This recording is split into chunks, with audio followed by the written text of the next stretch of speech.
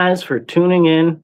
If you're listening to us on the radio, please make sure you share with your friends and tell everybody you know, your people down the street, up the street, your friends, your family, everybody. Tell them tune into The Divide Mondays 2:30 to 4 p.m. on WRFZ 106.3 Rochester Free Radio. If you're listening online, please hit the like, share, and subscribe button and get this message out there because we want to have the conversations with you that you need to hear. And we're right here in your ear. So definitely share this video, share it on your friend's page, your family's page, and wherever else. Let's get into it. Over the weekend, I mean, we've had such a large amount of things happening so quickly. Like, first, we have right now what's going on right now. Let's start into that with the new generation cartel down there in Mexico, burning stuff on fire, blowing stuff up, throwing grenades in supermarkets and all types of stuff. So their leader was taken out in a raid yesterday, and then the rest of his cartel members decided that they wanted to go on a terroristic spree. And that's what they're doing, setting cars on fire, terrorizing the community, And it was interesting because previously, what's her name? Claudia Sheinbaum, or whatever her name is, the president of Mexico, that lady, she was like, oh, no, they're not terrorist organizations. What do you mean? Of course, the cartels are terrorist organizations. They chop people up and dissolve their body in acid. Like, what do you mean? Like, they send people's body parts to their parents. What do you mean they're not a terrorist organization? Of course they are. And then you look at them blowing up these cars in the middle of the street, setting them on fire, going in and throwing grenades in supermarkets. Throwing grenades in supermarkets. If that's not terrorism, I don't know what is. So we look back just a couple of months, and Trump said, hey, let us send the U.S. military to help you with operations against the cartel. And she's like, no, we don't need to do that, da-da-da-da-da-da-da. But they clearly did need to do that. I mean, they've got the west coast of Mexico on fire. They got the east coast of Mexico on fire. They're tearing everything up. They're tearing everything up. And it's very clear that Mexico, the federales and the regular police, they can't do nothing to stop them. They can't. And we have to have a conversation about that because that's how Claudia Sheinbaum got in power to be the actual president down there. What did 130-something people died that were running for president, were murdered? Like, you don't just walk into the presidency after 130-something people were murdered in Mexico. Come on now. It's no wonder she didn't want to get hard up on the cartels to begin with, because really the fact of the matter is, and it's very simple to see, is she's got some sort of agreement out there with the cartels. Like, who's stupid? Like, you'd have to be a fool after 130-something people were murdered, okay, that were running for president, and all of a sudden she becomes the president. Come on now, who's stupid, Unless she's got some magical, super powerful apparatus, military apparatus behind the scenes that are even more powerful than the cartel that put her in power, that we should really be worried about. Let's not have that conversation, because that's even terrible, a thought experiment. But now all of a sudden, people are like, oh, this is because the U.S. gave them the intelligence. It was the CIA that did all of this. Da, da, da, da, da, da, da, da. First of all, this guy has been on the watch list, on the most wanted list for how long? Like, can we have the conversation about this? What's his name? Mencho, however you say it. Like, this dude was a bad dude. He was a bad hombre. Like, this isn't the type of person that wants anything positive, So when we have these conversations about what's happened and transpired in Mexico over the last, 24 hours, not even that long, we need to talk about the fact that there were a ton of people saying, oh, no, Trump shouldn't be calling the cartels terrorist organizations. They're terrorist organizations. I don't know what you want. They terrorize the community. They murder whole buses of students and then bury their bodies in mass graves. What do you mean that these people aren't terrorists? What do you call that? average Saturday afternoon at the golf course. Like, what is that even? Like you kidnap and kill a whole busload of kids and bury them in a pit. Like, what is that called? Is that not terrorism? What do you call that? War crimes? Like, what is that? What do you call that, right? Like, if that's not terrorism, I honestly don't know what is. Not really. And that's concerning, because you can ask people that are from these areas that have high cartel activity, are they afraid and are they concerned, safety wise, if something pops off with them? And if you guys want to drop a comment, be part of the conversation, just say hi or drop an American flag or a thumbs up. Just do that, because all of that helps the algorithm, and I'll pop your comments up as they come in. I see you out there. Hey, how's it going? Hit the like button, hit the share button. It don't cost you nothing. All right. So as we talk about what's going on with the cartels, now the cartels are out there threatening airports in Mexico and stuff like that. They're telling Canadian citizens and American citizens to shelter in place. And we got crackpots like Don Lemon getting on his little internet stuff talking about, oh, well, this is all America's fault and America's bad for going after the cartels. Like, what do you even mean America is bad for going after the cartels? Do you know how they destroy people's lives, families, and businesses down there? Do you know how they extort people and individuals down there? Like, what are you even talking about? Like, these are not good people that are out there for altruistic reasons. Like, what are we doing? And why can't we have that conversation? Do you know how many people are raped, murdered, molested, kidnapped, limbs removed, organs harvested? Like, can we even talk about that? Like, this is very, very, very, very, very concerning. Very concerning. So many people are out here saying so much stuff, and it's like, it's crazy. It's very, very crazy. And I'm sad that people are out here trying to say, oh, well, the cartels aren't that bad.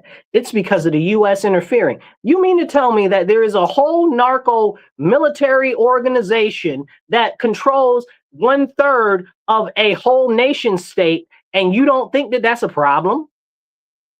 I'm sorry. I think that if a narcotics organization, a crime syndicate controls 1/3 of a city, that's a serious problem. So if they control 1/3 of a country, that is a very huge problem. And then you've got the president of them out there talking all types of, oh, well, stuff is going on and stuff. When they moved her to a Navy carrier, they moved Claudia Sheinbaum, the president of Mexico, to a Navy carrier for her own safety. Man, please, play in somebody else's face. Don't play in mine with that nonsense. I don't trust that, and I don't trust them. Okay? You're going to say, oh, well, she was moved to a Navy ship for her own safety. If a organization that is a criminal organization has enough power to destabilize 5 different provinces inside Mexico in multiple different cities and make the president flee to a Navy ship so that she isn't taken out, that sounds like a serious problem to me. I mean, I don't know, maybe it's just me. How about you guys? Does that sound like it's a serious problem to you? Does that sound like an organization of crime that needs to be stopped? I mean, they scared the president so bad that the president went and got on a giant boat, a giant destroyer, to protect her from the cartel. You make it make sense. Now you tell me if every everyday citizen in Mexico has a Navy destroyer that they can get on so that they're safe from the cartel. Make it make sense. Like, nothing about that is providing safety and security for your own citizens. Now, all of these people, okay, mostly white liberals, let's be honest and very transparent, that were egging on all of these people in the Southwest, okay, and in California talking about, oh, Mexico is so great. Mexico is the awesomest. Mexico is the bestest. Y'all gonna go fight the cartels? Y'all gonna go save the people down there that have to deal with this nonsense? How many of these people that were out here in our streets waving all of these Mexican flags and stuff are going down to help the Mexican citizens? How many of them? I bet you not a one of these people that were so avidly, Viva Mexico, oh, Mexico is the best, all of this. None of them are going to help these people. Okay. None of them are going to say, yes, let's get rid of the cartels. Let's topple the cart. Why? Why isn't that an issue? Is the safety and security of the average day people there not something that we should be concerned about? Is that not, do those people not matter? If Mexico was so great, if you thought Mexico was so fantastic, are the people of Mexico not worth your time to go defend them? Like, this is the problem. These are the serious issues. Like, you were out there tearing up our streets in America talking about, oh, all of this and all of that, Mexico, Mexico, Mexico. Now Mexico is being attacked by the cartels. Are you speaking out for Mexico and the cartels? No. But we've got people online that want to go at our country talking about, oh, it's America's fault that that's going on there. Do you not know the history of the war in Mexico with the cartels? Like, there used to be actual open warfare with the federal agents and the Mexican cartels, but that stopped because the cartels were killing too many of the federales. Are you serious? Like, they just killed how many mayors in the last year? Okay, and can we talk about that though?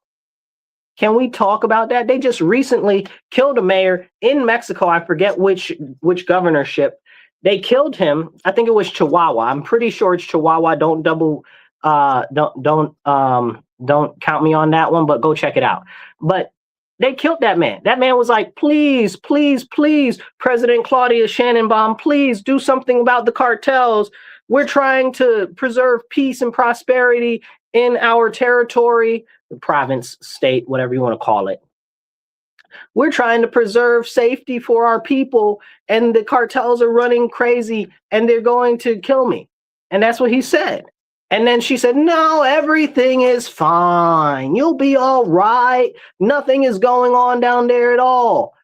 And then what? They killed this man in broad daylight, like it was nothing. But these people aren't terrorists? I don't know. Maybe I've never seen a terrorist or anything about a terrorist, or don't know what terror is, because if they're not terrorists, I don't know what to tell you.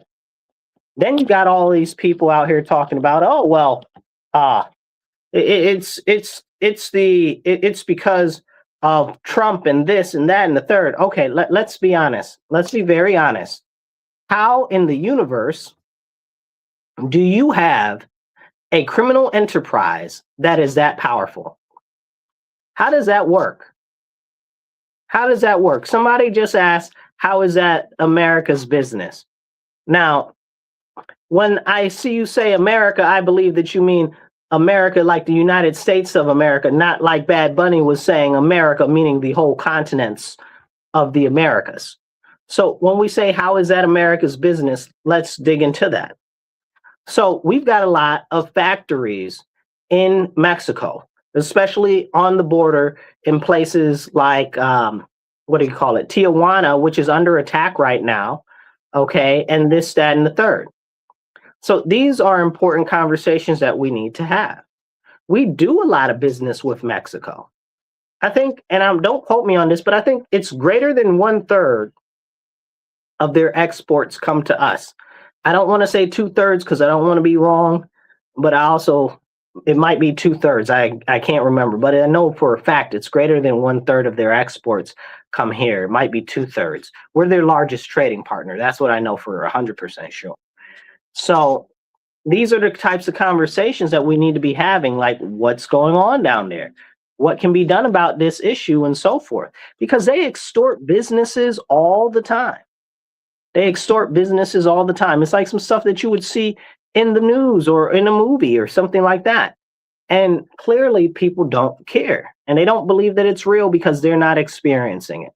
Maybe somebody should talk to somebody that lived in one of these states that were controlled by the cartels. Like, I mean, have you talked to anybody that lived there? Like, how do they feel about that? How do they feel about the cartels running the areas and stuff like that? You know, I mean, these aren't altruistic individuals. out for the betterment and uplifting of the community. What do you call them people? The Zapatos. Y'all know who I'm talking about. Drop the comment of what the name of the group is. The people that were trying to be like freedom fighters in Mexico, the Zapatas or whatever the case is. Yeah, so this is important. These are serious conversations that we need to have. What's going on in Mexico not only affects trade, but it also impacts commerce. It really does, because we do a lot of commerce with them. So I don't know what our largest import from them is now, but we got a lot of factories and stuff down there, and it's serious. So we need to keep our eye out on that. But in other news, we also have stuff going around like the guy who was trying to kill the president, right? Like, you're like, oh, who, that other guy? No, it's a new guy. Just over the weekend, a new guy tried to kill the president, broke into Mar-a-Lago with a shotgun and a can of gasoline, okay? Talking about he's going to set stuff on fire and blow stuff up. Apparently, his parents reported him missing. His mom reported him missing on Saturday. Like, how do you report a grown man missing, right? Like, young adult, whatever. It doesn't matter. Like, you just report him missing. Why was he missing? What made you think he was missing? Right? These are the questions that we have to start asking. Because if you listen to the people, the police and FBI on the television, they're like, it's all suspicious because he was able to get inside of the compound. Well, how did he get inside the compound? Did somebody let him in the compound? Like, the security down there is extremely and aggressively heavy. Like, this is so crazy that this is even going on, and he just randomly disappeared. Like, what? Nobody just randomly disappears, right? Like, there's always some sort of circumstance or something is going on that makes somebody go away or something like that. But the key thing to me is that his mother reported him missing on Saturday. What did she know? What was going on with this individual? Was he having a mental break? Was somebody in his ear telling him to do stuff? Was he commissioned by somebody else? Because that's real unnatural behavior.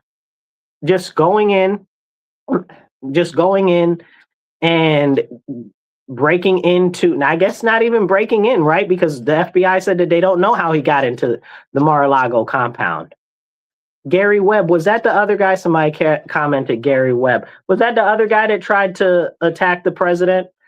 I think they just sentenced him to life or death or something. He's going to prison now, all the way in prison. But anyway, this is important. Like, how does something like that happen? Do we have eyes on anything? And you know, and the crazy thing is our director of the FBI is all the way in Italy right now. So he's in Italy gallivanting about. I guess he says that he was going to some conferences or stuff like that. But he was in the videos and stuff with the men's hockey team because they got gold. And I guess he's a very big hockey enthusiast. I don't know, right? But I'm disappointed in him because I still haven't seen any of the people locked up that I want locked up. You know, like as far as being the director of the FBI, you've given us nothing. You know, I mean, they've done some basic stuff. You know, they have done a decent job at getting recovering some of these missing children. They've done a good job there. Credit where credit's due. They've done a couple of other things that they've done a real good job at. But the fact of the matter is nobody of any substance has been arrested by the FBI. Not Hillary, not nobody for them elections. And they keep telling us, somebody's getting arrested for them elections. We're looking into it, this, that, and the third. We've gotten the what do you call them? The voter records and all of this and all of that. And I don't care. I stop spinning my wheels until somebody's in prison, until there are people in prison over this. I'm not trying to hear nothing you're telling me, because it's a continued pattern of the federal government to promise us stuff that never materializes. This is very, very, very serious, you know? So, I mean, nobody's in jail for that. Nobody's gone after any of the people in the FBI that were spying on the churches. Nobody's gone to prison for Crossfire Hurricane. Nobody's gone to prison for whatever the other investigation was. I forget that, which was a fictitious investigation anyway. Nobody's going to jail for that. Nobody's going to jail for any of the COVID, none of the COVID lockdown people, none of the Fauci, none of the executives from Pfizer or biotech or Bionet, whatever the other company is. This is the very serious thing. No, you've done nothing. As far as I'm concerned, I'm sure he's done a great deal, right? But he's done nothing as far as I'm concerned. Nobody of any merit in relation to anything that we want them to go to prison for is going to prison. So where are they arrested? Where are they being arrested? This is a problem. And don't get me started on Pam Bondi, right? Because I can't even deal with her. She's the reason why Florida has red flag laws. Also, I don't like her because she's anti-Second Amendment, and I don't mess with none of that at all. So this is a serious conversation, though. So our director of the FBI is over there gallivanting at the Winter Olympics, whatever, man. That's not the biggest deal. But the fact that he hasn't arrested anybody is a problem for me. Had he been arresting people, I'd be like, okay, you can go to the Olympics. You know what I'm saying? You can go to the Olympics. I won't be mad at you. But I'm not happy with him. And I love him. I'm not happy with him at all right now. Haven't been for some time. But this is a conversation that we need to have, because why isn't he here now, right? Shouldn't somebody be investigating this? How did that kid get inside Mar-a-Lago? Even the FBI is it just doesn't make any sense. There's so much security here. You got the city, you got the county, you got the feds, you got the Secret Service. How could he possibly get inside? Well, yeah, that's something that we need to investigate, because it's very clear that it's a number of people that are going and doing things to try to harm the president. And this is a serious, serious issue, because we have many people that would like to take out the president. Now, I know many of you aren't the biggest fan of Trump or whatever the case is. Let me be very, very, very clear. Okay. If there were any harm to befall any American president, it would be a drastic, serious situation for the United States. It doesn't matter who the president of the United States is. So all these people, I want him gone, I want him dead, or whatever the case is, that is insane. Insane. You don't care about the United States if that's what you want to happen, because you haven't thought that through, because you're being totally and completely selfish. And that's a serious, serious problem. And we can't talk about that. Why can't we talk about that? Well, we can't talk about that because that would be too much like right. That would be too much like right. Then we look at what's going on let's take another example separately of another level of government. Let's go to a local level of government. Let's go to a municipality. Let's go to New York City. But before that, we'll have that conversation. But real quick, you're listening to The Divide on WRFZ 106.3, Rochester Free Radio. This is The Divide with Marcus C. Williams. We are here in your ear having the conversations that you need to hear.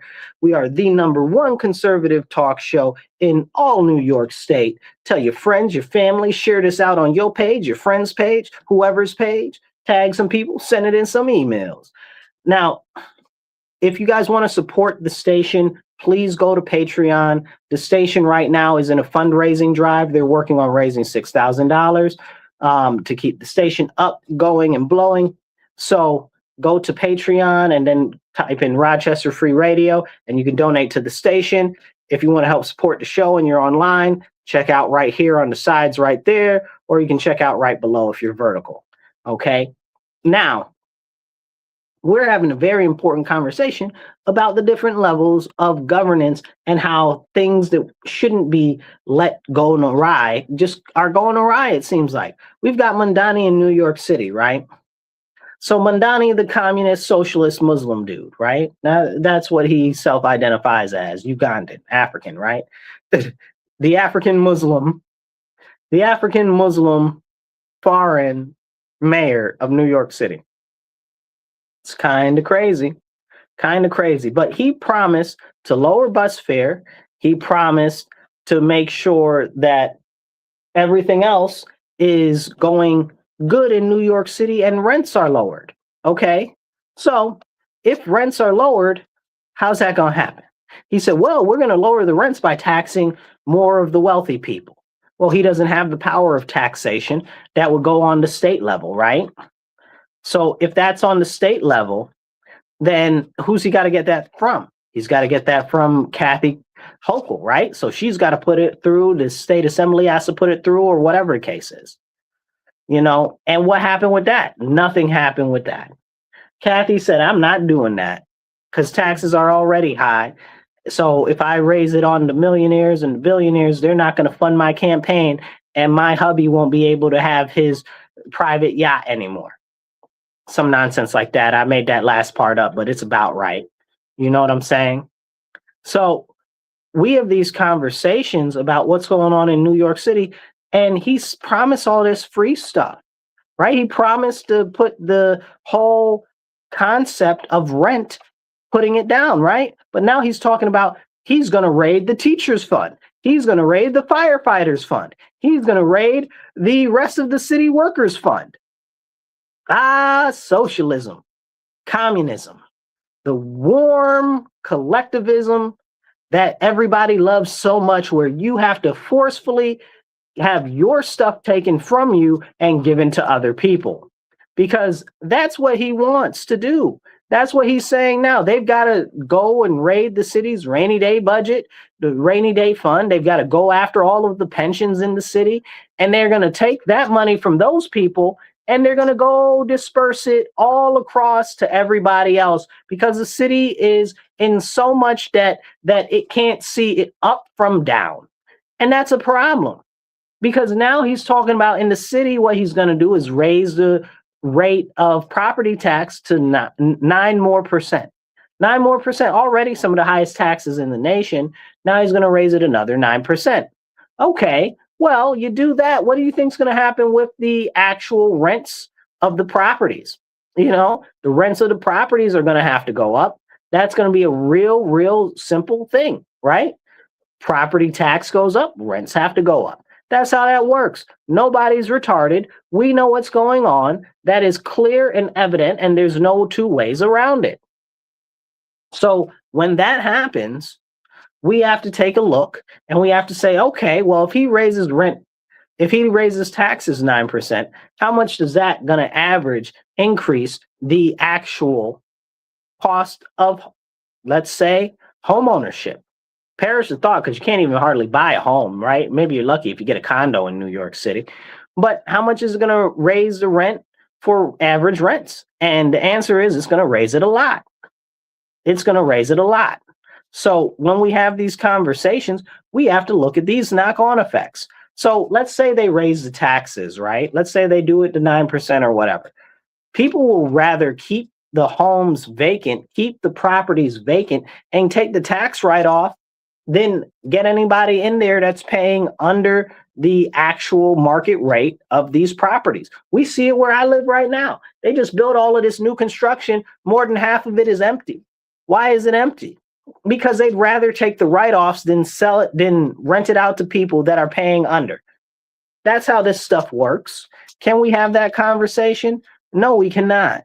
Why? We need to. So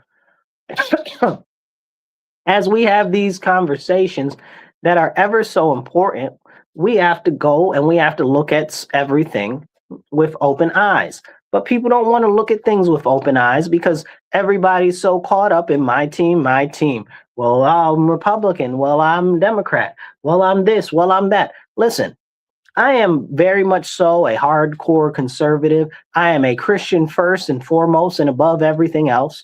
Okay. And I'm an American nationalist. I believe in my country. I love my country.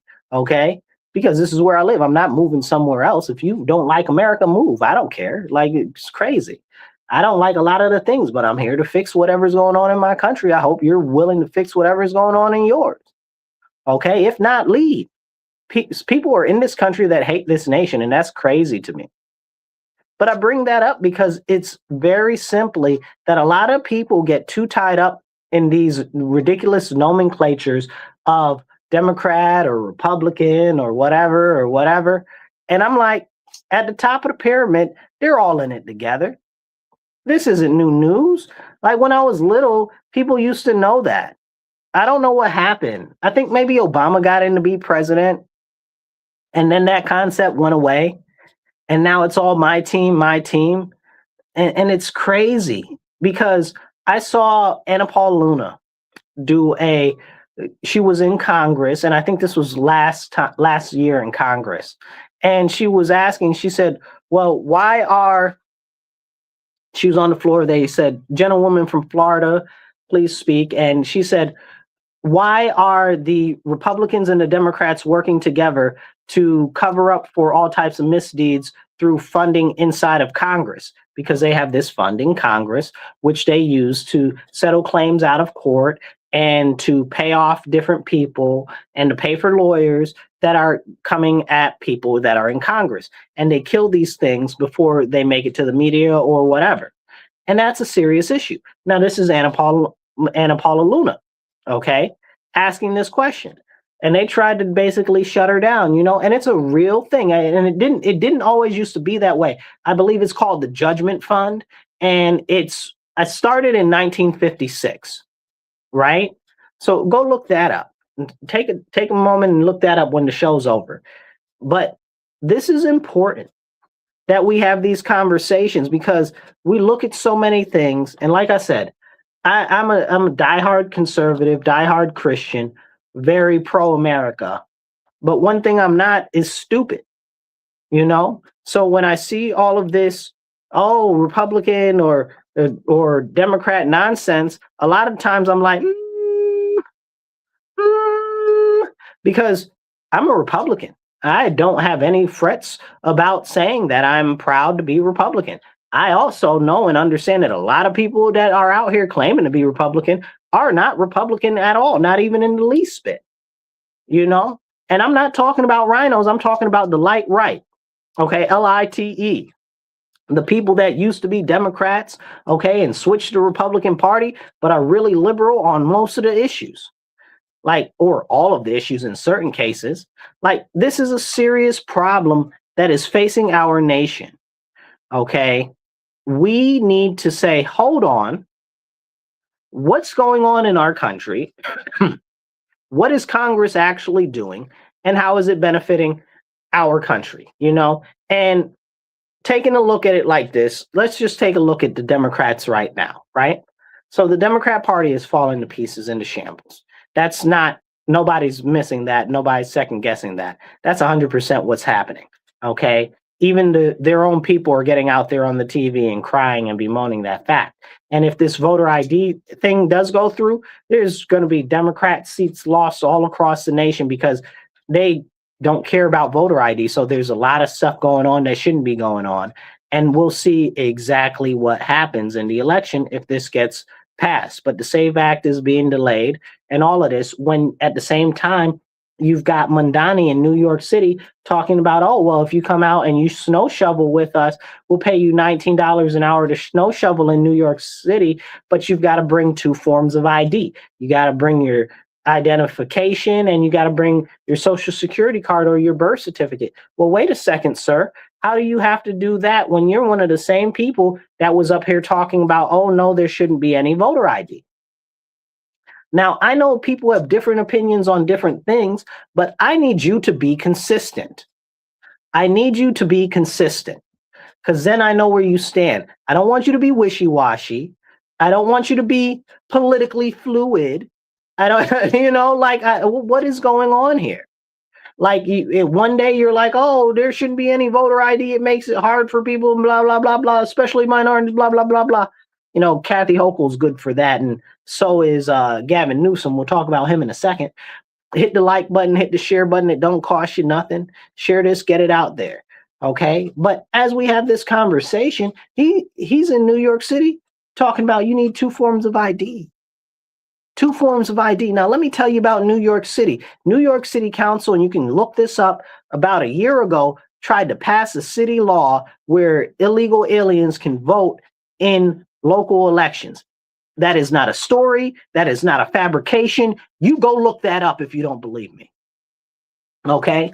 And it got tossed out by the New York Supreme Court, which is amazing because New York Supreme Court be on some stuff, y'all. I got thoughts about them sometimes. A lot of times. I was going to say sometimes. That wasn't even true. All the time I got a thought on these people.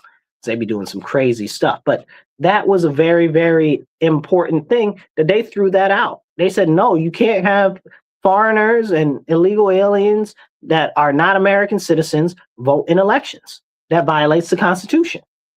And that's a very serious thing. So if we know that that is an issue, and if we know that they've actually tried to pass legislation to allow illegal aliens and foreigners to vote in American elections in New York City, explain to me, like I'm 5, why we shouldn't have actual voter ID. Explain it to me.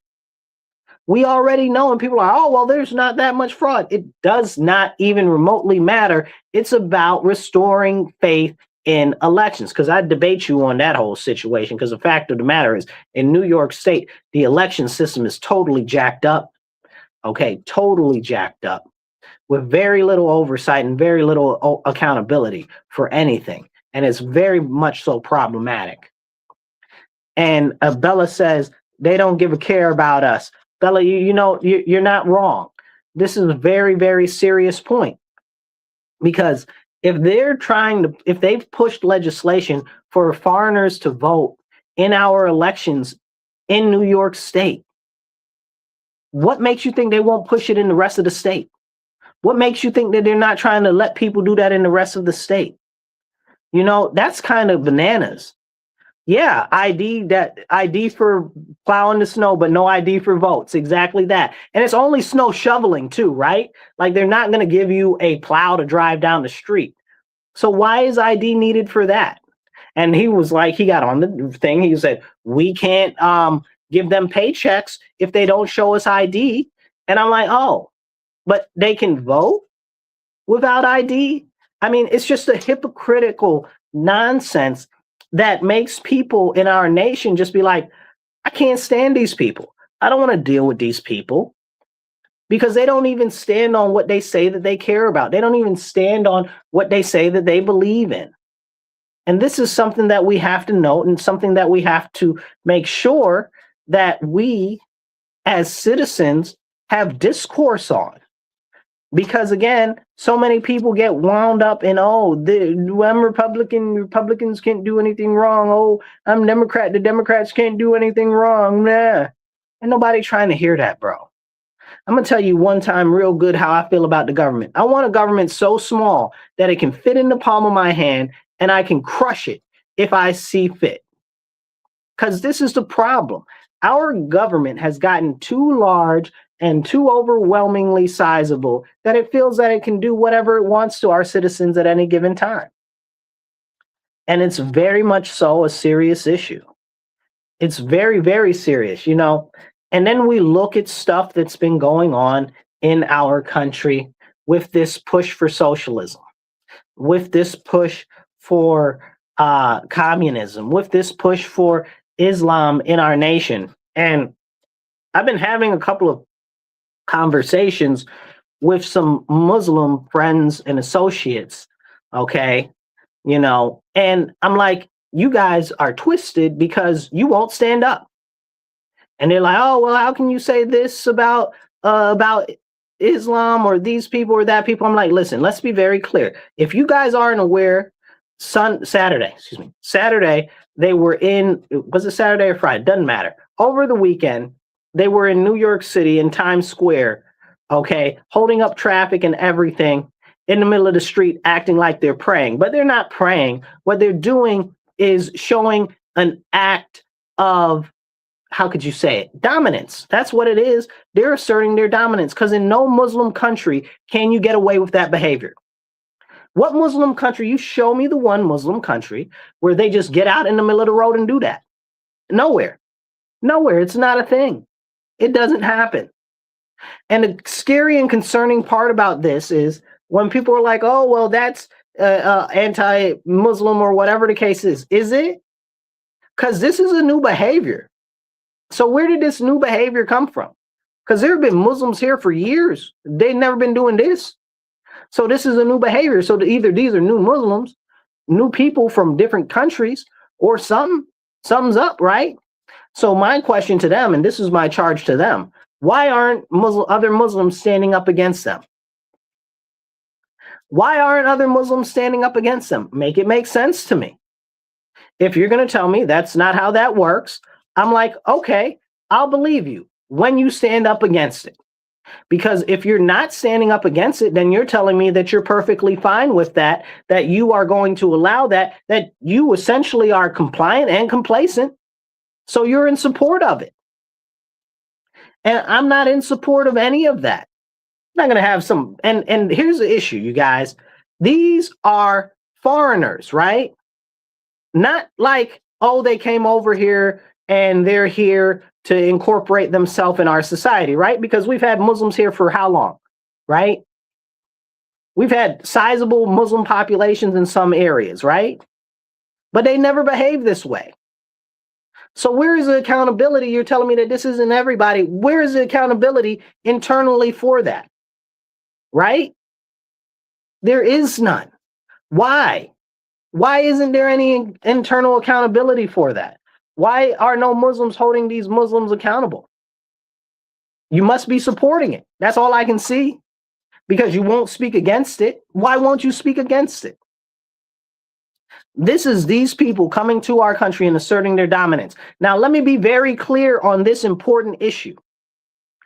This seems to very much so be segmented to a certain group of Muslims, to the Saracens, right?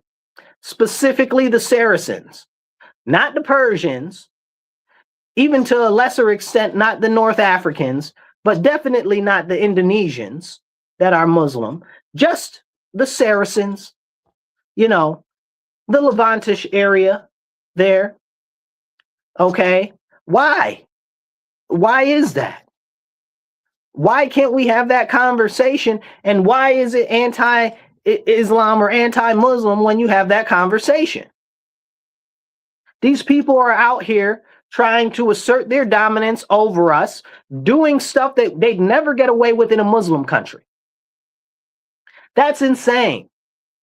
That's insane. And mostly, and this is the kicker and the killer part to me, mostly it's white liberal women that are going around saying, oh, this is okay, da da da da da da. Somebody said there are 4 different denominations. I'm guessing that you're saying that's 4 different denominations of Islam. Is that what you're saying? Sunni, Shiite, I don't know if there are 2 other ones, if that's what you're saying. But I don't see any of them standing up to any of this nonsense. And I could get further into that and talk about the whole situation for an hour. But I'm not going to say on that because I got some other stuff I want to talk about. But I don't know if you know there are 2 other ones other than Sunni and Shiite. I'm not familiar. Please list those. Okay. Because I try to explain to people, like, these aren't Nation of Islam Muslims, right? And these aren't traditional American Muslims that we've had for generations, because they don't behave that way. This is a new strain of individuals, largely from these Saracen nations. I call them the sand nations because they ain't got nothing but sand. Like I said earlier, it's not the Indonesian Muslims coming over here acting a fool. Okay. It's not the sub-Saharan Africans coming over here with that nonsense, even though some of them are starting to get recruited by these Saracens, even though the Saracens don't like none of them because they don't like no darkies. That's a whole nother conversation. Like, it's very frustrating and so disrespectful to our nation. And we need to take note of that. You know, it's so disrespectful, it makes me want to spit. It's frustrating. We need our nation not to be disrupted by foreigners, not to be disrupted by foreign cultures, and not to be disrupted by foreign interests. And with the foreign interest situation, let's get into this whole, what was it called? The key that Trump gave Netanyahu over the weekend. He said it's the key to the White House. Trump gave Netanyahu the key to the White House. Netanyahu is a horrible human being. And this has zero to do with Israel. I want to be very clear on that. This is zero to do with Israel, zero to do with Jews or anything like that. You want to have that conversation? That's a different conversation than what I'm having right now. This is specifically about Benjamin Netanyahu. Every chance this man gets, he does something to go against what is in the U.S.'s best interest. Every chance Netanyahu gets, he does his best to punk the United States of America like we're some pansy penons. Okay, you understand what I'm saying? Like, that man is a bad man. Look at what he has done in Israel to the Israeli people. Okay, taking away their liberties and rights and trying to reconstruct the way the judiciary works so he can do whatever he wants. Like, that's crazy. And if we want to talk about that, we can also talk about how they've been trying to get him over the issue with October 7th because they had the information, but then he didn't tell nobody. And that's why his what's the guy's name? Oh my goodness, I forget his name. Anyway, the guy that was in charge of the military thing there, that's why he stepped down, because somebody had to take the blame and Netanyahu wasn't going to take the blame. And if you think that Netanyahu doesn't know everything that moves in Israel, you are mistaken.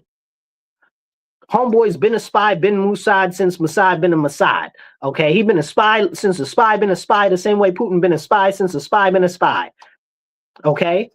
And this man completely serves his own personal interests, not the people of his nation. Okay, his own personal interests, his own personal views, and what he wants to get done himself. It's not about his own country, and it's definitely not about the United States of America. So for Trump to say, "Oh, I'm giving you the key to the White House," it's like the key to America.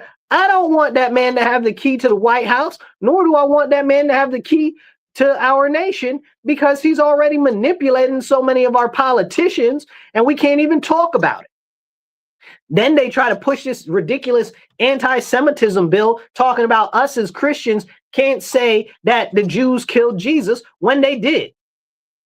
Not only did they forsake him, and at the time, like, they weren't even considered to be, it wasn't even considered Judaism at the time, which is a whole nother deeper conversation, which we're not going to get into today because there's too many other topics I want to talk about. But we can't have that conversation. Why not?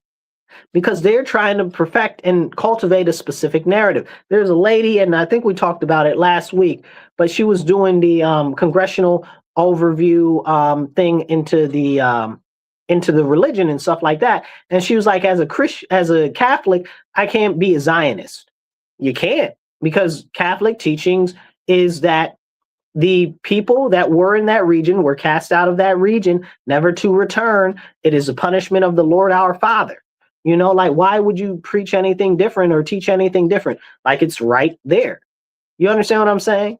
But the crazy thing is, these people that practice no known form of religion, like Netanyahu, because let's be honest, he doesn't practice anything that looks like Judaism. He definitely doesn't practice anything like a traditional Hebrew would.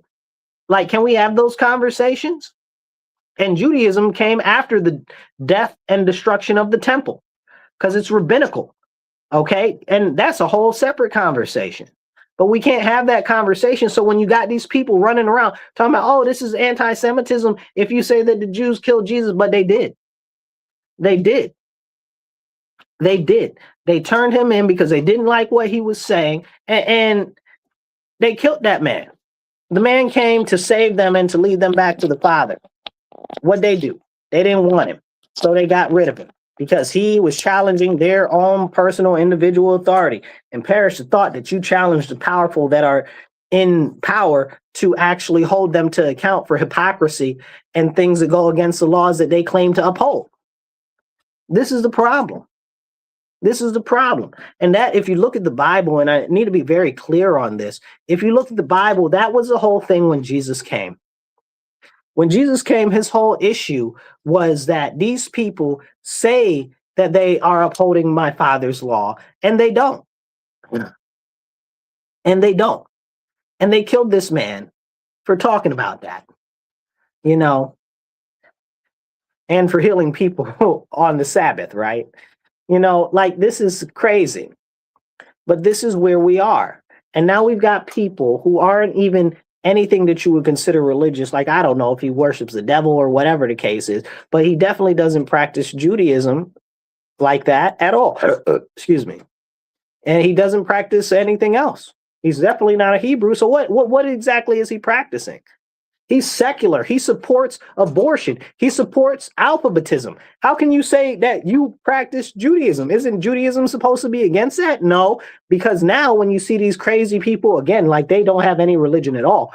You see these crazy people on the TV and stuff like that. They're like, abortion is part of the Jewish religion. What?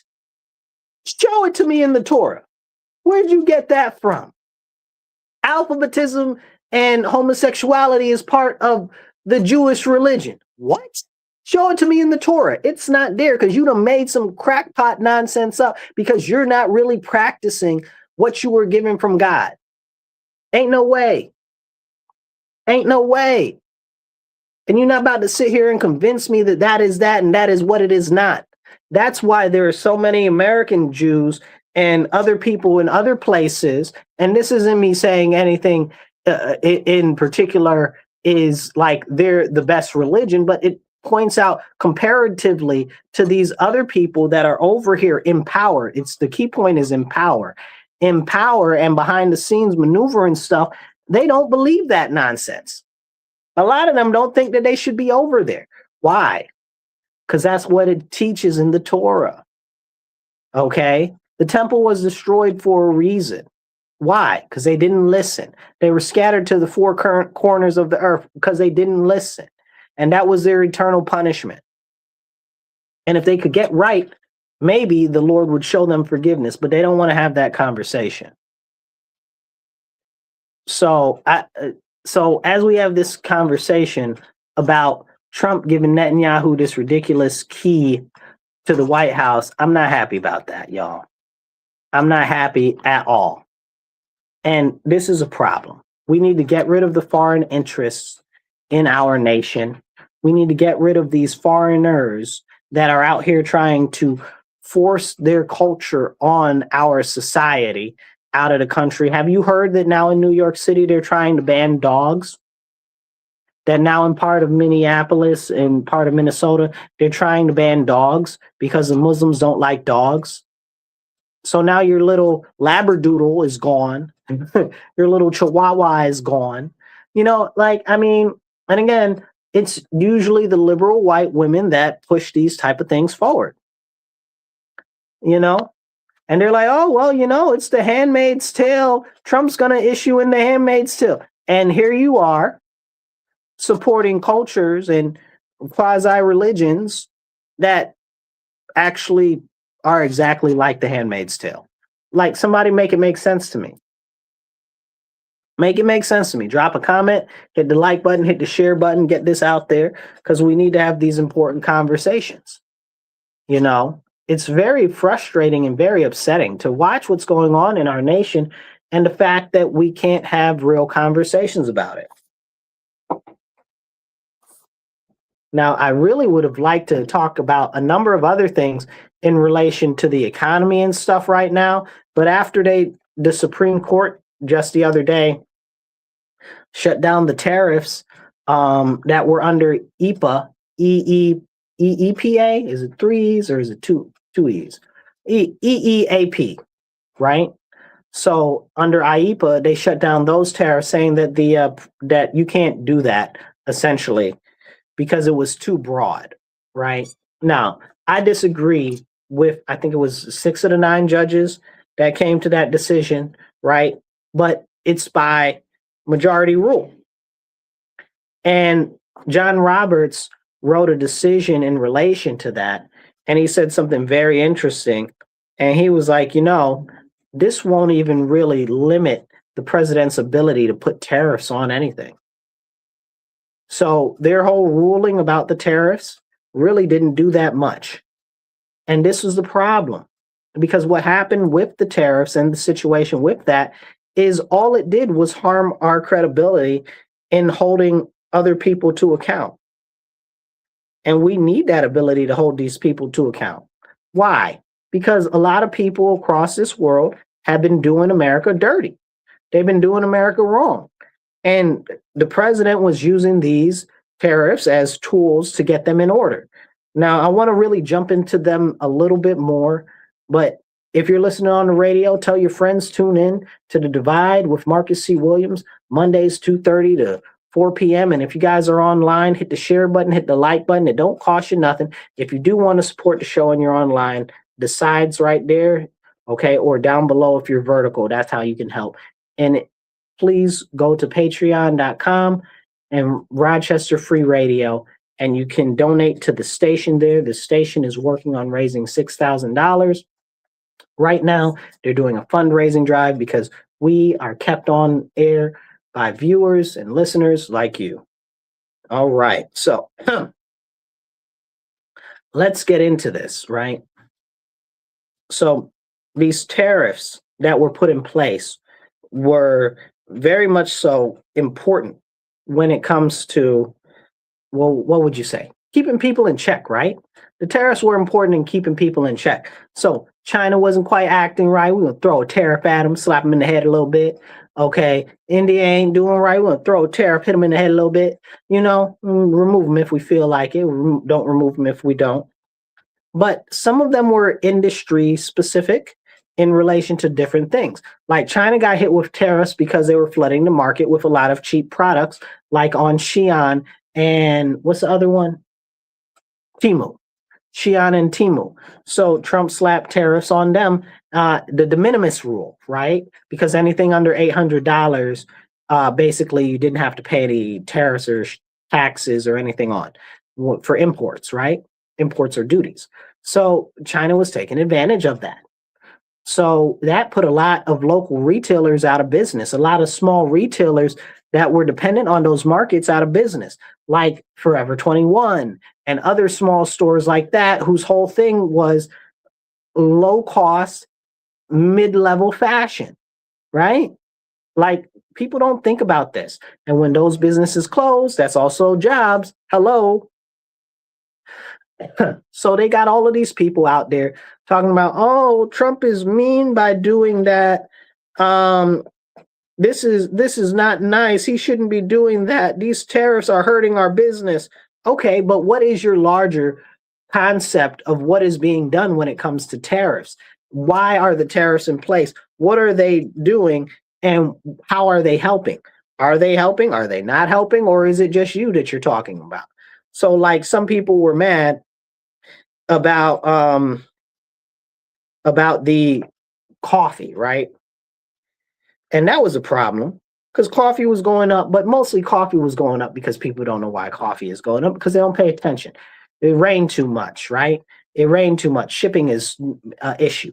There's a ton of different issues why coffee went up. Coffee wasn't growing as good this year. So those are two big ones. Coffee wasn't growing that well, and it rained too much and destroyed a lot of the crops. So that was a big issue. So what about the tariffs? It must be the tariffs harming us, right? But no, it's not really, And then other people that buy stuff from China a lot are like, oh, well, we're buying stuff from China and now it's costing us more. Why are you buying stuff from China? Why are you not buying American-made goods? Oh, because we make more profit. We make more profit with the goods from China. Okay, you make more profit with the goods from China. Makes sense. That's really sensible, right? You want to maximize your profit. But what happens when you do that, right? American businesses and people suffer. Now, this is a serious problem. You would think that we could actually have that conversation, but no, you can't. I'm trying to be very nice because I feel really some type of way because there's just so much. I can cover a whole show on just the tariffs and their impacts alone. Because of the tariffs, looking at fast fashion like Xi'an, Temu, and stuff like that, it really helped shore up our localized national chains, small chains, and stuff like that did that type of merchandising in retail because they were being eviscerated. That's why so many places were closing down. And that's something that we need to have a conversation about. And people would always say, oh, yeah, well, it's because more and more people are shopping online. Yeah, but what you don't know is those retailers are largely getting most of their merchandise from China, and they're marketing it up a very minimum amount because China's not paying any tariffs on them because of the rate of amount that they're buying in. But, I mean, hey, That's something that we can't talk about. Because why? If you talked about it, it'll be too much like right. It'll be too much like right. And I'll leave you with this particular thought on the tariffs, and then we'll move on. Those tariffs that were previously in place, right? It only makes it so you can't address individual nations, right?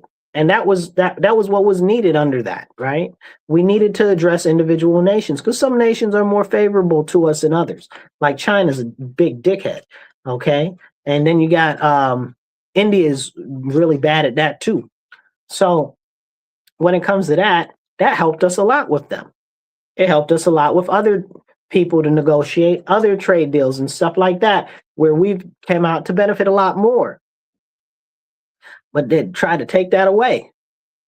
Now I understand, I hear them, I disagree with what they've done on the Supreme Court, but I understand their concept. Okay. I understand their concept. They're like, oh, well, it should be done through Congress or whatever because it's really taxes or this, that, and the third. Okay. I hear you. Now, what happens to the money that was collected from those tariffs? Nobody knows because it wasn't in there.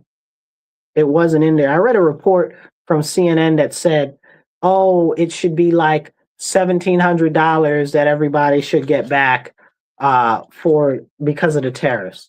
How do you come up with a calculation like that? You can't come up with a calculation like that. That's not physically possible. That's not physically possible. Okay. So how can you come up with a thing like that? You can't. So they're just pulling stuff out of the air. And then you go and you look at things like Trump was going to do the $2,500. This hopefully should have been this summer, right around time for the election, do the $2,500 checks for the actual tariffs because of the tariffs, right? So that would have been really awesome. Now those people, the same people that are like, oh, well, you deserve a refund. Excuse me, blowing my nose. The same people that are like, oh, well, you deserve a refund are also the same people that are now like a couple months ago, excuse me, were like, oh, well, where's the money that Trump said that he's going to give everybody? Really? The money was always supposed to come at the second quarter and the end of the second quarter or the third quarter of 2026. But with those tariffs removed, I don't know that they're going to be able to have those tariff checks. I don't know that they would be able to have that. But here you are saying everybody deserves a $1,700 check.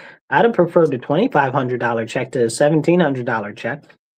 And then if I do math and I look, okay, I say, if right now he's been in office a year, Liberation Day wasn't a whole year ago, and you're telling me it's $1,700, but you're saying that if it would have been in the end of the second quarter or third quarter this year, it would have been $2,500. That'd have been a lot more money compared to now. So what are you talking about? So what they're telling me in my head when I'm hearing them say this out loud is that we would have gotten all our money back anyway. We would have gotten all our money back anyway, plus some pocket change, according to them, not according to my maths. My maths is them people are crazy, but according to their maths, right?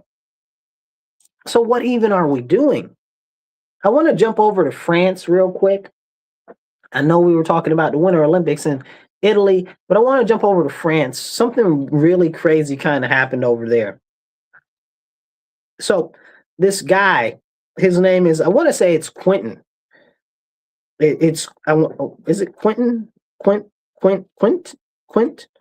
Whatever his name is, right? Anyway, this guy was Quentin de Ranqui. If y'all can pronounce that better than me, drop some of how to pronounce that in there. Quentin de Ranqui, however you pronounce his name, was a French activist that was conservative and trying to restore French values or whatever the case. I don't know what values France has. You know, I'm very American, and for me as an American, French are always snooty and hooty-tooty. Okay, so But anyway, he was considered to be conservative when it came to France and tried to restore what France was supposed to be about and their traditions and stuff like that, whatever. But he was saving this lady that was getting attacked by the far left Antifa type that were over there, and they beat him to death. They beat him to death. He's saving the lady because they were beating up the lady, and they beat him to death. And this happened in Lyon. That's how you say it. So why isn't that all over the American news? First they killed Charlie Kirk. Now they killed this guy. I guess he's like the French Charlie Kirk, except not as good, because they're French. I'm doing a little light levity in a serious situation, but also throwing some jabs at the French just because I got issues with the country. Because they've caused every war that we've ever been in is because of the French. If you guys don't know, you really got to start digging into that. They're just as bad as the bankers. But anyway, so they killed this man who was saving this lady that was being attacked by Antifa in France. And now they're not really trying to do anything about it because, what's his name? Macron and his wife, okay, who looks like Gigantor, okay, they're over there running stuff, and they don't care or like anybody that wants to stand up for the actual French people. They prefer all of their migrants from all of the sand countries in Africa. Make it make sense. Make it make sense. So now this young man is dead, okay? And it's so sad because I guess he's a French patriot, is patriotic as a French person can be. Again, another dig at France, but still, I mean, I'm sad that guy he was saving somebody, right? Like he was saving somebody else from being beaten, and they beat that man to death. God bless him. I hope he knew Christ. So for real, this is crazy. They continue to attack more and more people that would be conservative or patriots in westernized countries. And we're just supposed to let that go. We're just supposed to be like, oh, that's okay. It's not a problem. It's not an issue. And just watch them attack our people and go after our people. This is a serious issue. We got to start standing up, and we got to stand up more. And I feel so bad for this Quentin guy and his family and his followers. And I feel bad for Charlie Kirk and all of his followers over here. Conservatives are consistently under attack, and we as a group of individuals get no help, no concern, and no show of favor. But let somebody prick a little leftist balloon, and then it's the end of the world. Oh, did you see how mean they were? Did you see everything that they did? But they're actually out here killing conservatives and killing patriots in westernized society, and nobody will say anything. Make it make sense. Make it make sense. And I am very fully aware that at some point I might pass on because of it. But Lord bless, that never happens. But I am completely resigned to the fact that me trying my best to save our nation and drive it forward in a better direction, that might be something that comes. I don't want that to happen, but I understand. In addition to that, I am very concerned that at some point they will send the trains after us, and they'll put people on trains and send them off to internment camps. We'll talk about that on another episode. We've talked about it in the past, but not recently. But these are the conversations about the important things that we need to have. Somebody commented, somebody says, where is this? Somebody says, what's that say? We are not the Democrats cherish the legal. What does that say? Too many comments coming in too fast. All right. So we are not the Democrats cherish the illegals. I don't get that statement, but I get the sentiment. Okay. Somebody says, Americans love their Timu overlords. That's true. That's true because they don't care about the cheap prices and the impact on our society. That's a very important comment that we need to think about. It's about power and extortion. That's exactly what it's about. The point of the tariffs was to bring back jobs to the United States of America. That's exactly what it was. And we need to have that conversation because they don't care. All of our manufacturing, let me tell you, let me go back to the tariffs for a second, and we'll come back to this conservatives under attack. The tariffs have helped jumpstart the heart of our manufacturing industry. For the first time in decades, our manufacturing industry is growing in all factors. And now they're taking these tariffs off, and that is a problem. Not a huge problem, but a very large problem. And now we're going to have to end up figuring out how to address it because a lot of it just gives the people that are anti-America more power. You know, they feel very full of themselves and stuff like that. It's a very serious issue. Let's see. We got a couple more comments in here. Sorry, you guys. There's a lot of comments coming in at one time, so it's hard for me to pull them all up. Sorry about that. So many comments. All right, but I appreciate all the comments. You guys are fantastic with comments today. We've got hundreds and hundreds of comments. Do drop a comment. I'll try to pop you up there if I can. There are so many coming in. I appreciate it because they all help. They all help. Okay. So now somebody said, oh, well, we've lost a lot of jobs in manufacturing. I guess that's what they're trying to say under Trump. Okay. I need you to go and I need you to look at the numbers because you're talking about jobs, right? I'm talking about output and factories. We're having two different conversations. So all of these jobs, we've talked about this on the last episode. You must have missed our last episode. This is part of the issue with the automation, and we need to be very, very concerned about that. Somebody said we have a ton of investors coming in. Yes, we do. Because America's hot right now for foreign investors to invest in because we're restoring our headship as a nation in the world. You know, the U.S. runs stuff. We are breaking down every asset that China has outside of China. We took Venezuela from them. We're about to take Cuba. We're trying to break down Panama and get the Panama Canal back from China too. We got Nicaragua. Not all of it, but we're going to take the rest of that back too. Okay. So we're breaking down their options outside of themselves. And even you look at Iran, Iran's ready to break soon. Ukraine is broke. Okay. If you didn't know, a lot of this stuff going on with Ukraine also had to do with China too, because China owned the leases to the majority of their farmland, which is a whole nother conversation that none of us can have because they don't want you to have real conversations about what happened in Ukraine.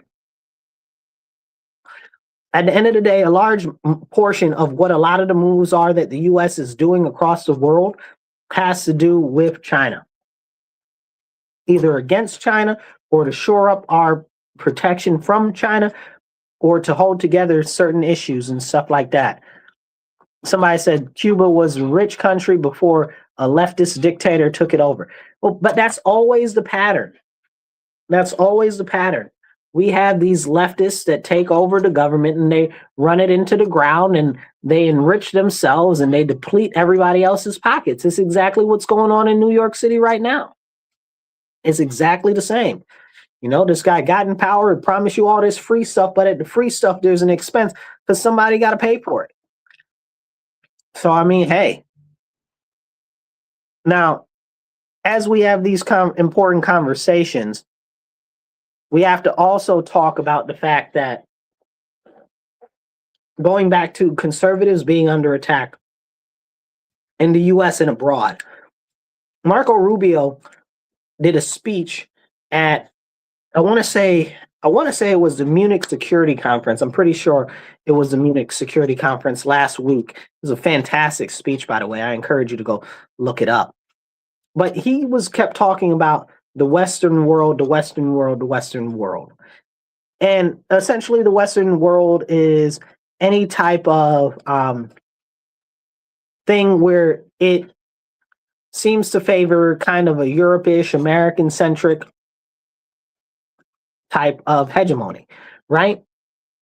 And this is real serious, right? Because I love my country. I want the whole world to be like America, okay? I want the whole world to be America. No, I'm joking. I'm also serious, okay? People say, oh, this, oh, that. Listen, I'm an imperialist. Don't get it twisted. Imperial America, the American empire. Long live the empire. May the empire thrive and take more land. Okay, don't play with me. Okay, that's why when people are like, America is an imperialist nation, lies. Don't threaten me with a good time.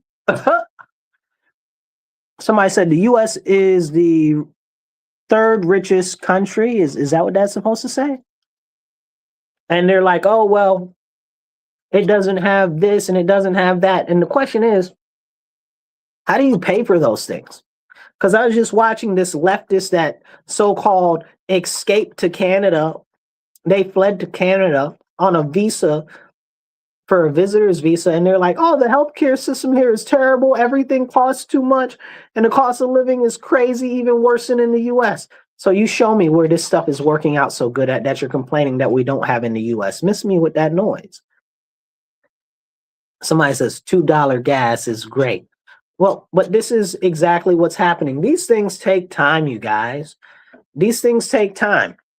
And when you look at states like mine, New York State, I love my state. Can't stand these people in the assembly, the Senate, or the governor. Okay, they are destroying our state.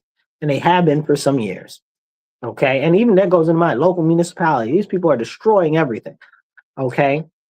But the fact of the matter is that even with Trump's energy policy and stuff, we can't get lower energy costs, and the gas is barely moving down. It's actually moved down a considerable amount, but I want $2 gas.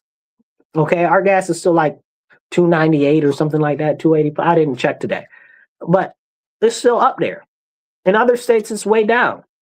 Also, we don't have one refinery in New York State. Why is that? Why can't we have a refinery here? Can we have those conversations? You know, I also learned over the last, about a month ago, I learned that there's oil in Lake Ontario, right up here up the street from me. There's oil there. Did you know there was oil in Lake Ontario? And Canada's mining the oil out of the ground. I don't know what you call that. Oil exploration? Is this still considered mining? Anyway, they're taking the oil out of the lake. How come we're not doing that? What's going on here? What's going on here? Somebody said California, the gas is $5. California, the gas is about to be $10.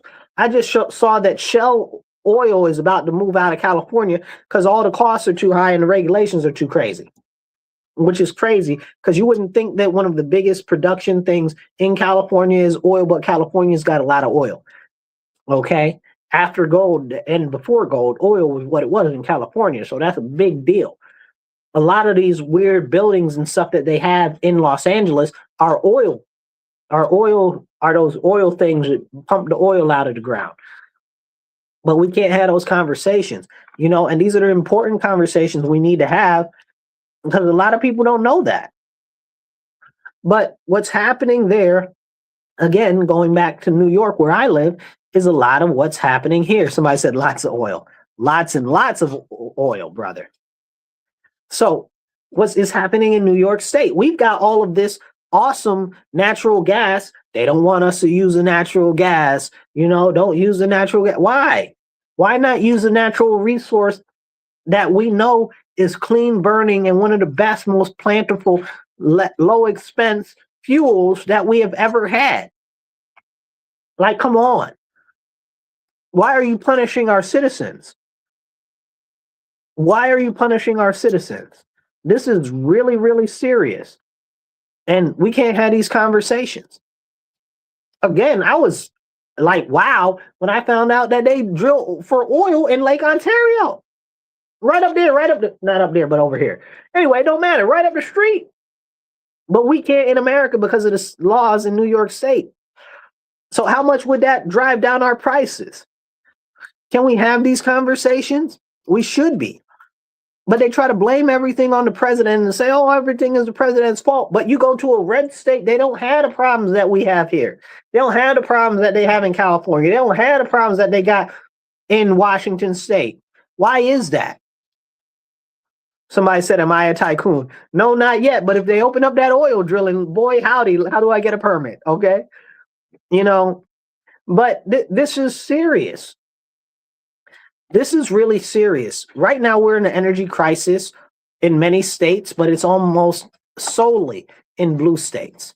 Why? Because we've had a lot of bad legislation that has been passed that has made energy more expensive, and they try to put it off on the energy companies. Oh, it's the energy companies. Oh, it's the energy companies. Okay. And this is a serious problem because it's a trick by the state assembly and the state senate to trick people into focusing on the wrong direction when really it's them who have continued to put these terrible policies in place, like shutting down pipelines, shutting down nuclear reactors, and all other types of things that are increasing our energy costs, shutting down permitting and stuff like that. They're the ones hurting us. It's not the president. And then on the top of that, like I always try to tell you guys, the president can't even do that much. It's usually the local or state level that's really ramming you in with the ramrod. Okay? That's what we need to have the real conversations about. That's why I always encourage you guys, get active locally.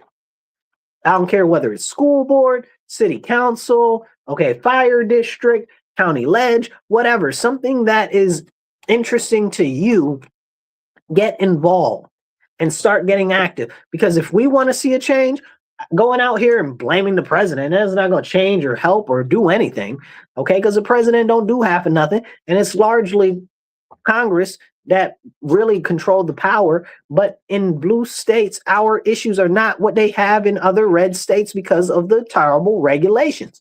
That's why I'm very big on deregulation, and I'm happy to see what's going on in this administration. I don't love everything this administration does. And if you guys heard the beginning of this program, that was one of the things that I'm very not happy about right now. Two of them, actually, we talked about. But a lot of the deregulation, a lot of the pulling back all of these different departments, that is really good for our country. And even if people don't like the tariffs and the different things that are going on, this stuff takes time. It is not an overnight solution. These things take a year or 2 years for you to start seeing what's going on and putting the whole picture together. That's why all of this foreign investment that's flowing into our country is absolutely fantastic to help restore our manufacturing, to help shore up our new plants for microchips and all of this and all of that. We got a beautiful future coming if people get out of the way of the president and start letting him actually do what he's trying to do. And largely it's Congress. And I don't like everything. I'm a big supporter of Thomas Massey, so don't get it twisted. And I like Chip Roy too, okay? Stand on constitutional values, stand on conservative values. But when stuff is going good in the right direction, that's what we need to focus on. If you're tuned in online, or rather on the radio, thank you guys for tuning into the show. We'll catch you next week. All right, you guys, we are online only right now. I want to thank you guys for tuning in. This is a lot of important conversations that we've had today. I only have about an hour and a half a day every Monday with you guys. So I try to get out everything that we can. There's a ton of other topics I wanted to go through, but I am very concerned that we see more and more conservatives attacked every single day, every single month. We just had, and you know, one of the important things I didn't get to cover in the main part of the show, these trans shooters, right? We just had a trans shooter shoot up the school in Canada. Where did that get on the news? 5 seconds flash, you know? Then we had another trans shooter shoot up somewhere else in where was it the other day? I don't even remember. That's how bad it was. But you have these trans shooters, like we had like 16 trans school shooters in like the last couple of years just in the US. Now we got the trans shooter up there in Canada. Now we got another one. Like, why? When are we going to talk about this? We got the guy who was a trans that killed his wife and his son at the hockey game. Can we talk about that? Like these people are on the hormones and medication and this and that and the third, and it's really distorting them. And people are feeding them all of this nonsense, having them identify as something that they're not born as, and it's really warping their mind and it's hurting them. It's hurting them bad. So then they're more easily manipulated. They're more easily turned into doing stuff and encouraged into doing stuff that they normally wouldn't because they're so self deceived, okay, and given into deception, okay, and that they're like, I can do whatever I want and just do it, you know? And how much is going into actually this industry? They call it, what is it, trans healthcare or whatever they're calling it these days. Somebody knows what it is. Put it in the comments. I can't even keep gender affirming care. There we go. Thank you. But it's billions and billions of dollars, billions and billions of dollars into these different groups and stuff like that. And that is a serious problem. And we can't talk about that. My city has the University of Rochester Strong, okay, and they do most of, I believe it's the largest amount of gender transition surgeries in children in the country. Terribly concerning, terribly concerning. And very few people speak up against it and anything like that. But they're manipulating these people, they're harming their minds, and then we see all of these people that are all drugged up and disoriented and completely out of whack going and shooting up school shootings. And then you look at all the other school shooters previous to this, like in the last couple of years, this like only been trans people shooting that up. And I'm only saying that because I don't even want to call them trans people because that's not even a thing. It's either you're a man or you're a woman, you're a male or you're a female, you're a boy, you're a girl. It's not this that you were born in the wrong body. That is an affront to God and nature. Okay, you take your pick or both.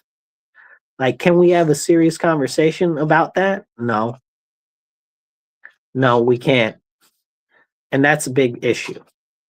Because as long as these pushes to encourage young people to believe things that are clearly incorrect when it comes to nature and reality, it's going to continue to warp impressionable minds. And when people can't justify reality, they can't, what do you call it? They can't basically reason out what reality is. You know, it's not matching with what they're feeling or seeing or experiencing. Then that kind of drives people mad. And we should be able to have that, but we can't even talk about that. I'm glad that there are many places that are starting to stop those things and stuff like that. But if we want to talk about real issues, because every time you see a school shooting or something, they talk about take the guns or whatever the case is. But when we used to have more guns in circulation and guns were in the back of everybody's car window with rifles and stuff like that, we didn't have these shootings. Now we do. Make it make sense. Make it make sense. We didn't used to have it like this. Now we do. How did that happen? Because they started over medicating people. They took God out of all the schools. They took God out of everything. They took riflery and firearms training out of schools. And then we got a whole bunch of school shootings. You know, it's like, where does it start and where does it end? Somebody said, somebody sent me a meme the other day, and it was a slippery slope. And it started off at we want to get what was it? Was it we want civil unions? And then it went all the way down to now, because the slippery slope, it had a couple of different things on there. We want civil unions, we want to get married, naked people at pride parades, teaching kids about drag queen story hour, and then the slope keeps going down and down and down and down, and now it says like boys can be girls, girls can be boys, and you can be a dog. And it's like that, but that's where we are though. But that's where we are. That's not fake. That's exactly what happened. And if you look at it like that, your question would be, well, where are we going to go from here? And it's very clear that we're not going in a good direction. That's why we need to restore our nation to Christianity. And I know not all of you are Christian, but I encourage you, if you're not Christian, to go look into Jesus, his teachings, and read the New Testament. And may you find Christ, and hopefully he can point you to the Lord our Father, because that's what's happened in our nation. Our nation was founded on Christian values and Christian principles. We've gotten so far away from them. Now everything is topsy-turvy, upside down. This is a very, very, very troubling time that we're in. And the only way that we're going to be able to turn back and save our nation is if we turn to Christ, repent for everything our country has been doing, and pray to be saved. Because we can turn back from where we are right now, and we can be saved and we can be forgiven as a nation. But we've got to start standing up wholeheartedly, because if not us, then who? If not now, then when? That's why we have to take action. It's got to be now. It's got to be today. Start little by little. Tell your friends, preach the gospel a little bit, tell them about Jesus, but more so than that, assure them of the values of the Bible, right? Like, that's the big thing. I was talking to somebody who's not religious at all about the 10 commandments and how valuable they are as far as rules of life. And if most people just stuck to the 10 commandments, we wouldn't have half of the problems that we have in our society. And it's more than half, really. It's like 98%, like we wouldn't have those issues. But we can't have those conversations. This is a serious, serious, serious issue. And now we've got all of these other people coming to our country, largely these Saracens, okay, pushing Islam on everybody. And it's crazy. And you hear them when Christian talks, like, oh, well, separation of church and state. Go tell that to the Muslims, yo. Go tell that to the Muslims. Go tell that to the Jews, yo. Go tell that to the Hindus. Tell that to the Sheiks. Tell that to anybody else. Don't tell me that as a Christian, because you don't tell everybody else that. It just shows me that you hate Jesus and you hate the Lord our Father, because if you deny the Son, you deny the Father. And this is serious. If we're going to fix our country, the only solution is Jesus Christ. And that's the way that we move forward. I'll catch you guys later. Please make sure you hit like, subscribe, and share. And if you want to support, on the sides right there, you can support Cash App, MW, $MW Real One. You can also do PayPal or Venmo, and that's at Marcus C. Williams. And if you're on vertical, you can look right down below. It'll show you right there. Please donate and help us get this message out there. Help us get more airtime. We got this, but we're going to need your help to save our nation. Y'all be blessed and be well. I'll catch you guys later. Remember, stand up, speak up, and don't shut up. Take action.